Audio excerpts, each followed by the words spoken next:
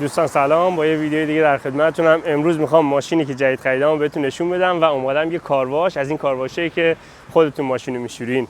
مارینا داره ماشین جابجا میکنه. اینجا نوبتیه، بعد تو نوبت وایسید که خودتون میتونید بشورید. نمیدونم همچین کارواشی تو ایران هستش یا نه. ببینید پشت سر من.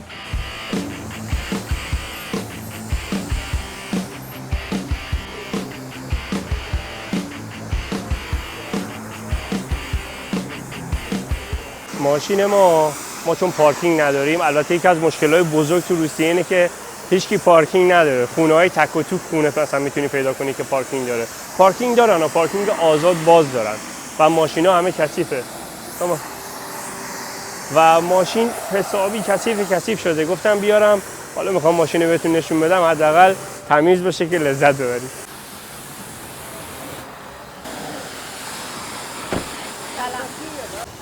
We come to the famous car wash. عینکش یادش رفت. Yes, you see this foam is pink color. They make this special like marketing because everybody start putting car here with this pink foam and nobody won't wash normal. Everybody won't wash only with this pink. And we also come here for try. Like how is it? Any different with normal foam or not? آره، اگه کارواش ببری ماشین رو واسط بشورن، مثلا فقط روشویی بیرون مثلا 450 روبله، مثلا میشه $4 $3-4. بعد خودت هم بشوری نمیدونم چقدر، الان قیمتش قطعا بهتون میگم چقدره. اصلا هم نمیدونم چه جوریه. من یه بار موتورمو توی تایلند اینجوری خودم شستم و این چیزا خیلی بالا، میتونی مثلا ببینی شلوغ میاد. یه سری‌ها دوست دارن به سلیقه خودشون بشورن و قیمتش هم قطعا باید ارزان‌تر باشه. الان همه رو بهتون نشون میدم. و قطعا شما باید با خود دمپایی بیاری، چون با کفش همه خراب میشه.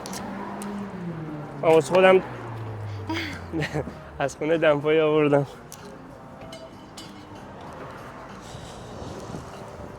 الان مدل ماشین و قیمتش رو همه رو بهتون میگم چیه. البته اگه قبلش فهمیدید این ماشین چیه اسمش، تو کامنت واسم بنویسید قبل اینکه من بگم چیه. دیدید دیگه، همه رو ببینید. اینجا اسمش نوشته Don't show back because I want the gas. What is this car? See how much our car dirty because they repaired something near our house and these ladies.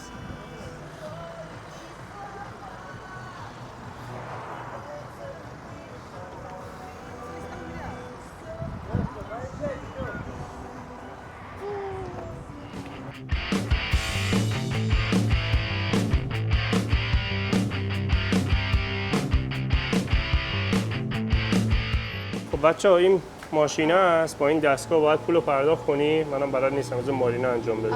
Here they have for wash disc. This is like too much foam. This is like normal, basic. This is for after you want like clean this foam. This is I don't know how. Bosk. Bosk. Okay, now what we need? Water first. We need first like water. Yes, and in this. Okay. How much is it? Okay. Give me money, давай.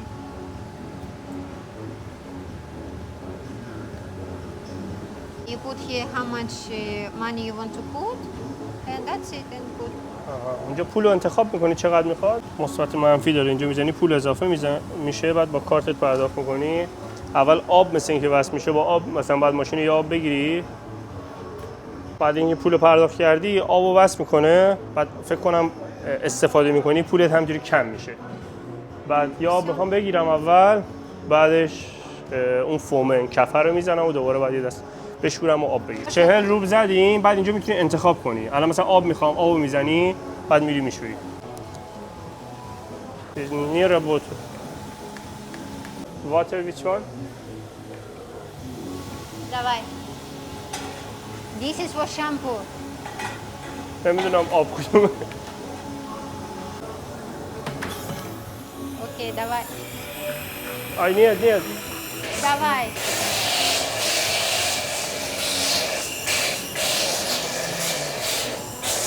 Baby.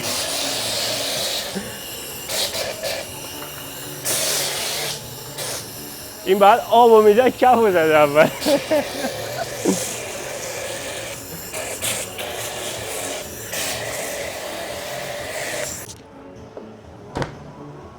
باید مثل اینکه از این پارچه ها داشته باشیم، ما نداشتیم. حالا خوشبختانه یه دونه پارچه واسه تمیز کردن شیشه هست. من توی تایلند رفتم اونجا از این مثلا ابر و همه چی بود، ولی اینجا هیچ چی مثل اینکه ندارم. حالا خوش ماشین نشسته بودم.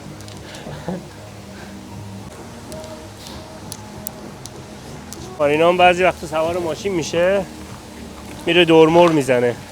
اگه جایی بماله من متوجه نمیشم که، چون ماشین کثیفه. حالا الان بشورم مشخص میشه ببینم جایی زده یا نه. I think we have to wash 2 times. Iman don't understand how to open water. Him first open foam, and now him say we have to wash 2 times. Where is your foam? Brad, ty znasz какой воду? Не работает. Ты знаешь какой воду? Вода? Да.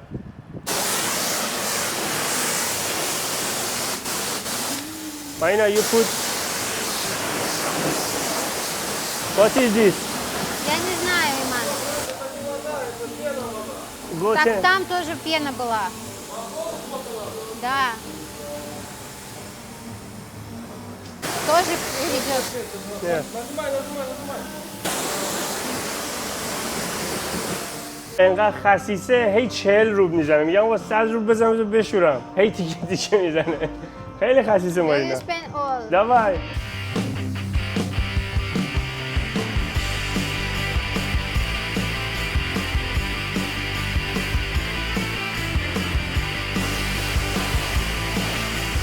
ماشین رو شستم، کفر رو زدم. یه دور دیگه میخوام با این دستماله بکشم، هم بدون کف. یه سری مثلا لکایی که از سفت شده رو ماشین اونا بره. But here have this for wash. You see؟ Yes. تازه فهمیدم اینجا ابرم بود. مثلا با ابره بکشم. به زن بسپاری. Go put a foam number. Which number was? After I tell you, stop.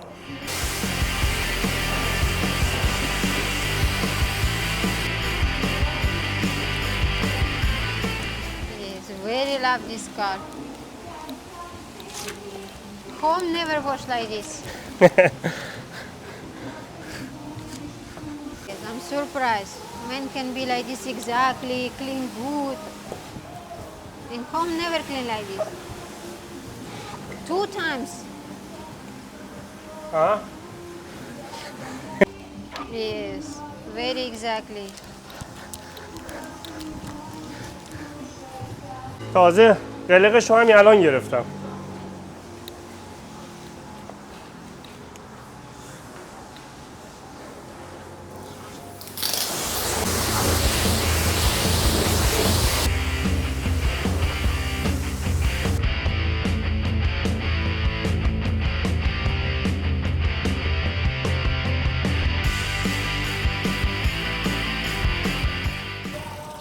Clean good.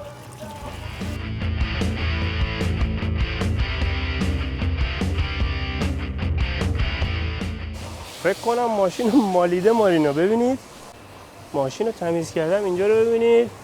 اینا ماشین یه دونه خال نداشت. اینا چیه؟ میگم ماشین کثیف بود، ماشین مالیده. این هم هست. این یه ذره. You hit the car? Come here. I show you. Come with me. What is this? And this, what is it? And what is this? Oh, that is not me, but this is me. You hit the car, and why you don't say to me? Huh? Why you don't say to me? ماشین مالیده من نگفته. Why you don't say? Because I was in stress. I hit this near our home. Was some سفر رو یه ذره مالیده. این با پلیش میره. Even I put some for nail, we put over there. If you want to do that, why you don't do before? For I don't Yes, understand. but I don't know where I have to buy. I want clean. I think you will not see. No, this I don't do. این But چی I'm شده؟ not sure. Maybe someone hit from back, yes? When in park. خب دوستان همینطور که ماشین ما رو دیدیم امیدوارم شما هم خوشتون اومده باشه. این یه هیوندای سولاریسه. ما این ماشین رو تقریبا یک ماهی میشه خریدیم، چون از قبل ما برنامه ماشین داشتیم که ماشین بخریم. تورم باید خودم تمیز کنم دیگه و عرضم به خدمتتون که ببخشید من تمیز میکنم صحبت میکنم که شما داخلم ببینید.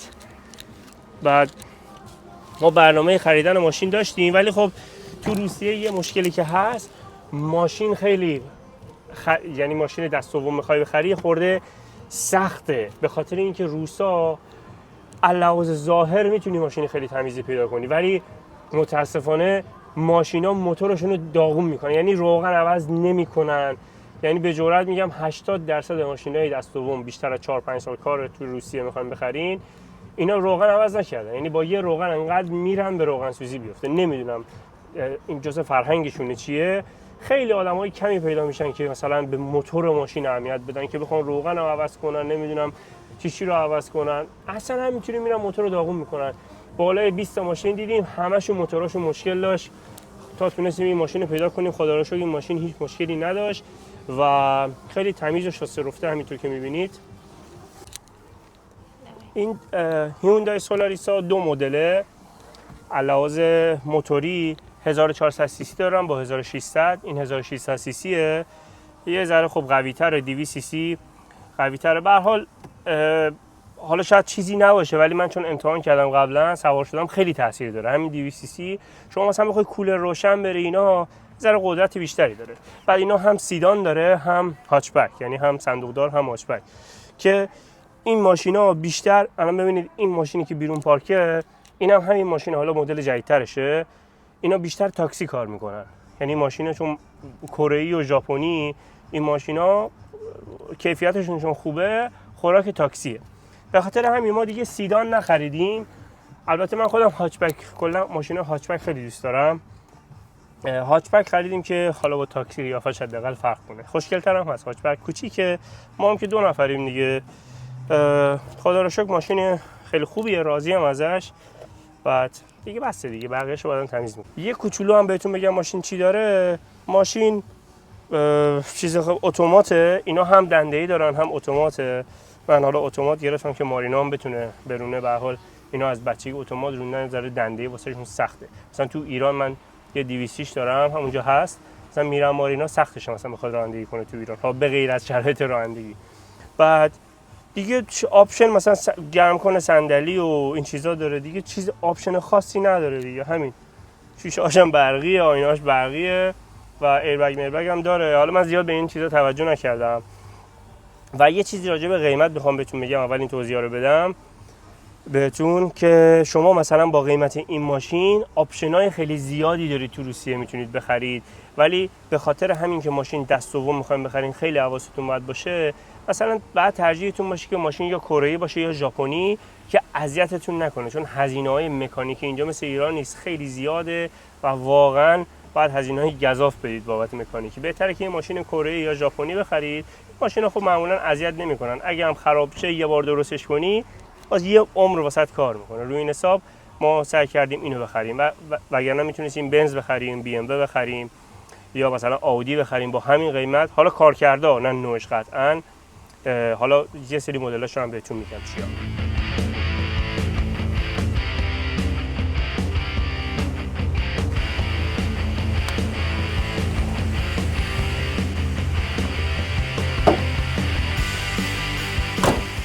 $210 you pay for this car wash. 210? Yes. Good. We mistake one time but still good. 210. Yes. If you not mistake, this can be I think 150. 210 روبل مثلا میشه is like Like $2 half. $2.5. Like one sandwich in Iran. دقیقاً. Now you happy your car clean, work better. Or you still upset for I hit car? Of course I'm upset. It's car, no problem. We are men. We're not like you. For us, this is not only car. If your wife hit somewhere fall, it's okay. Can fix.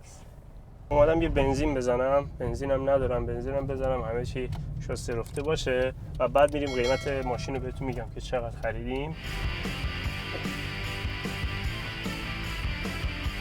بنزین زدم به این صورتی که شما میای اینجا، بعضی اکثر جایگاه ها خودشون هستن که بنزین میزنن، یعنی بنزین میزنه ولی شما میری همشون یه دونه همچین مغازه اونجا هست، میری اون داخل پرداخت میکنی. قیمت بنزینا اونجا زده همینطور که میبینید، مثلا 92 بنزین معمولیه، من مثلا 92 میزنم، 92 95 مثلا میشه بنزین نیمه سوپر. حالا نمیدونم تو ایران ما نداریم همچین چیزی، یه سوپر داریم و یه معمولی. این 92 مثلا یه بنزین معمولیه، 95 نیمه سوپره یعنی خوبه، 95 پلاس هم دارن، اون مثلا میشه بنزین سوپر، اون دیگه مثلا خیلی خوبه. قیمتشون هم همینطور که دیدید 50 مثلا 90، اینا هر روز تغییر میکنه، مثلا رو اون جدول ممکنه یه روب دو روب بره بالا بیاد پایین. 52 روبله مثلا میشه 50 سنت، مثلا شاید هم کمتر، 45 50 سنت بابت هر یه لیتر بنزین دیگه. حالا من اینجوری میرم ایران راه نمیدن، دست بلند میکنی میری. بعد اینجا چون یارو مثلا حق باش بشه میاد میزنم. خب بریم صحبت قیمت ماشین. دوستان من این ماشین رو اون زمانی که خریدم، یعنی ماه پیش، به دلار مثلا میشه تقریبا $9000، یه ذره بیشتر، $9000، 750,000 روبل ما این ماشین رو خریدیم، نقد خریدیم 750,000 روبل و خرجی هم به اون صورت نداشت. یعنی طرف گفتش که یه روغن باید عوض کنی و لنتاشو باید عوض کنی، دیسکشو، کلا دیسک و لنتو باید عوض کنی، جلو رو عقبش اوکیه. و آدم چی میگن صادقی بود، همه رو بهمون گفت. چون آذربایجانی بود طرف، حالا تو روسیه زندگی میکرد بعد آذربایجانی بود دیگه، مثلا اینجا به آذربایجانی‌ها، ارمنستانی‌ها، تاجیکستانی‌ها، ازبک‌ها به اینا میگی ایرانی هم کلا یک رابطه یه ذره اوکی میشه. بعد به ما مثلا میگفت 770 تا یا 780 تا، بعد از این آدمایی بود که میگفت 1000 روبل تخفیف نمیدم، اگه تخفیف میخوای اصلا نیا ببین. دیگه ما رفتیم و صحبت کردیم، یعنی ما اوکی بودیم که 770 تا بخریم ازش. بعد دیگه گفتم ایرانی هم آخرش 20 تا به ما تخفیف داد، 750 تا خریدیم، ولی ماشین تقریبا واسمون 800 تا در اومد. منم بردم روغنشو عوض کردم، بعد فیلتراشو عوض کردم، نمیدونم یه پدی هست که میگن درب سرسیلند، یعنی قاب سیلند، یعنی نه اینکه سیلندو باز کنی، نه، حالا من اسمشو شاید دقیق نگم، اگه کسی مکانیکی بهتر میدونه.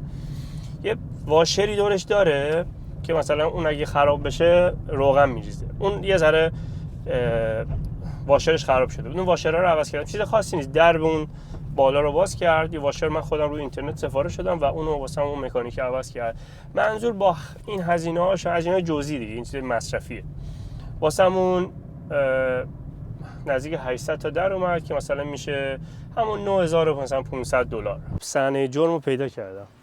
اون جدوله رو میبینید، من ماشین اینجا پارک میکنم بعضی وقتا، خونه ما اینجاست، این پارکینگ پره، اینجا پارکینگ همه بیرونه، پره، میذارم اینجا پیش این درخته، این زیرش سایه هم هست، مالیده به اون، میخواستم بیاد بیرون. I say I find where you hit the car. Yes. شما اگه میخواید تو روسیه ماشین بخرید حتما خیلی دقت کنید، چون روسا موتور ماشین رو داغون میکنن، یعنی سرتون کلاه میره. خیلی ها اینجا ماشین میخرن، ماشین زیبا، یه دونه لک نداره ولی موتورش ترکیده است چون روغن عوض میکنن. این موضوع رو جدی بگیرید. و یه سایتی هست به اسم اویتو، مثلا تو ایران هست شیپور، یا حالا هر کشوری اپلیکیشنی داره. تو این اویتو شما میتونید چند تا است، ولی مثلا یه دونش که حالا خیلی معروفه اویتوه، شما مثلا میتونید از این اویتو حالا هر سرچ کنید، مثلا ماشین از خونه میتونید اجاره کنید، همه چی میتونید تو این اپلیکیشن بخرید. مثلا شیپور میمونه، شما مثلا همه کار میتونید توش بکنید، ولی خب شیپور مثل اینکه کلاهبرداری میکنن جدیدن ولی این خیلی سیفه. و بهمون بگین که تو کشوری که شما زندگی میکنید قیمت این ماشین چنده. راستی مدل ماشین ما 2012 یادم رفته بود بگم، هیوندای سولاریس مدل 2012 1600 اتومات. و چون از زمانی که جنگ شروع شده از مثلا دو سال پیش یه ذره قیمت ماشینا گرونتر شده، وگرنه من یادمه مثلا 2 سال پیش این ماشین شاید 2-3 هزار دلار ارزونتر میتونستید بخرید، مثلا هم مدل همین ماشینو. و مطمئنم توی مثلا کشورهای اروپایی و اینا این ماشین چند هزار دلار ارزونتره. مثلا 9000 دلار قبلا شما یه 10000 دلار میتونستید مثلا یه بی ام وی خیلی خوب بخری، یا حالا یه آودی، یا هنوزم میشه مثلا یه سری بی ام حالا دور و برم نیست که نشونتون بدم، مثل بی ام وی مثلا سری 3 مثلا مدل 2010 12 مثل همین مدل، یا مثلا آودی مثلا A4 A5 مثلا مدل همون 2010 12 2008 مثلا همین قیمته. حتی ما می‌خواستیم مثلا بی ام و بخریم، بعد مارینا گفتش نه، البته درست گفتش، چون بی ام و هزینه‌اش خیلی بالاست بچه‌ها، قشنگه، پر آپشنه، هم قیمت اینه، ولی شما باید یه سره خرجش کنید. ولی فعلا اینو خریدیم، خیلی هم راضی ام ازش، چون ما استفاده زیادی نداریم دیگه. خلاصه امیدوارم از این ویدیو خوشتون اومده باشه. نظراتتون رو میخونم تو کامنت ها واسم بنویسید. خیلی مخلصم. مرسی که حمایت میکنید. تو ویدیوی بعد میبینمتون. لایک و سابسکرایب هم یادتون نره. خداحافظ. خداحافظ.